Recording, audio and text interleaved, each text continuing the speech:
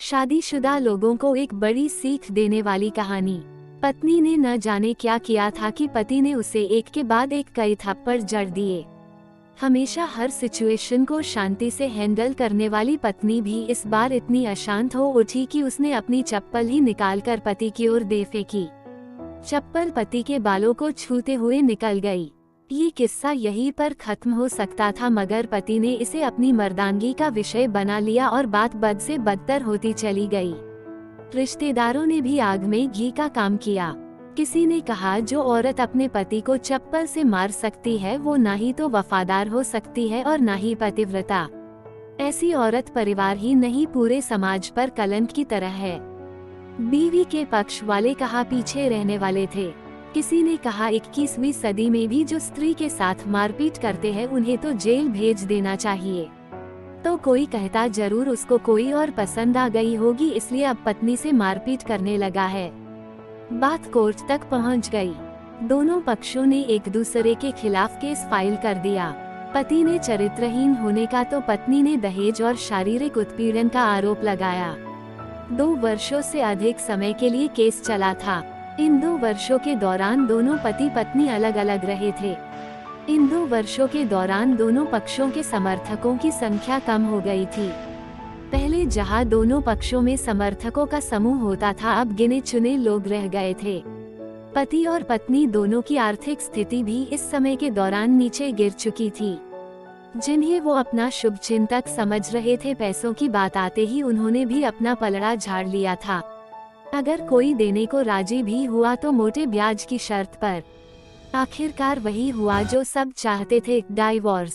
हर कोई खुश था, दोनों पक्षों के रिश्तेदार, उनके माता पिता और दोनों के वकील। लेकिन 5 साल की सुखद शादी और एक सुंदर बेटी होने के बाद मिले इस डाइवोर्स से पत्नी मूक थी और पति शांत। शायद ये एक इत्तेफाक ही था कि इस खुशी को मनाने के लिए दोनों पक्ष के लोग एक ही चाय की टपरी पर बैठे, आमने सामने। इत्तेफाक इसलिए क्योंकि ज्यादातर लोग जो एक दूसरे के विरोध पक्ष को सपोर्ट कर रहे थे वे एक दूसरे को अच्छे से जानते भी नहीं थे। पति पत्नी भी इन सभी से दूर एक दूसरे के सामने मेज पर बैठे।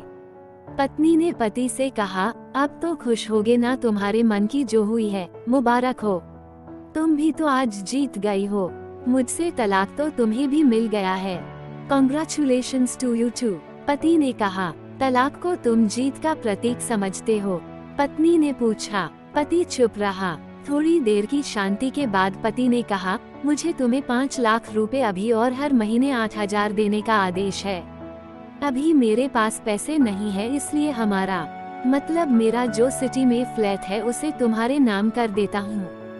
पत्नी बोली, लेकिन उस फ्लैट की कीमत तो 18 लाख की है।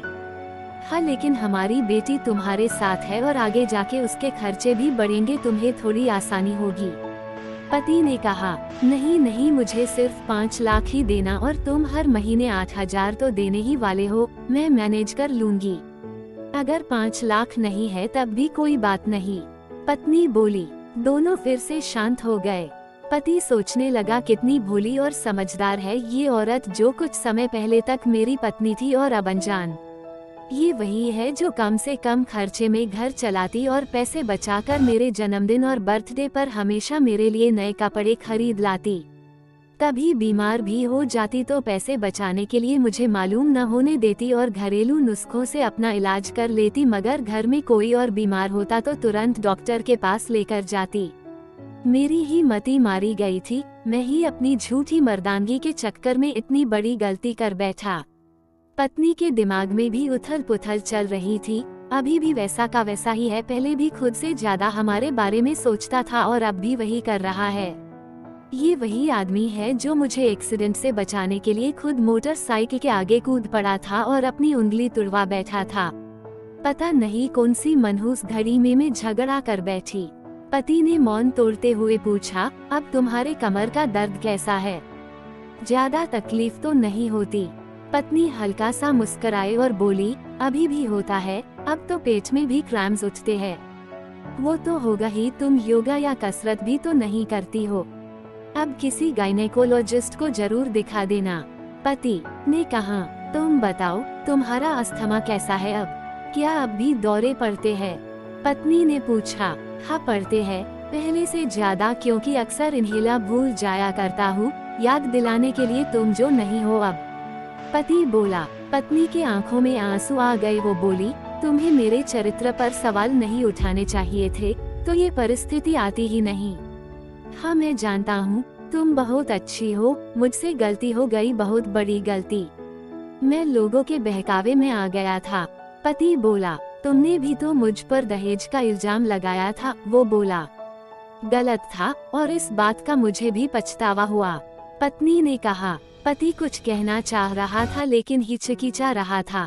पत्नी ने पूछा, कुछ कहना चाहते हो? वो बोला, क्या सब पहले जैसा नहीं हो सकता?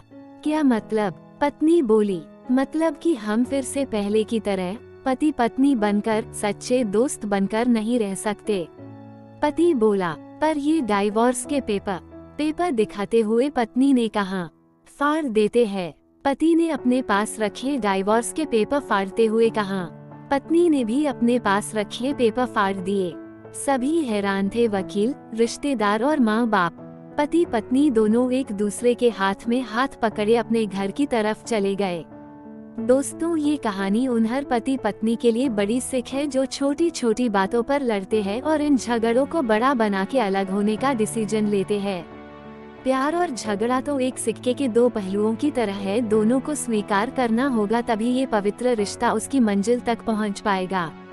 कहानी पढ़कर कहीं ना जाएं दोस्तों, नीचे कमेंट बॉक्स में जाकर अपना कीमती कमेंट हमें लिखकर जरूर भेजें। हमें आपके कमेंटों का इंतजार है और हमेशा रहेगा। वीडियो पसंद आया हो तो लाइक, सब्सक्राइब और शेयर करें। वीडियो देखने के लिए आपका बहुत बहुत धन्यवाद।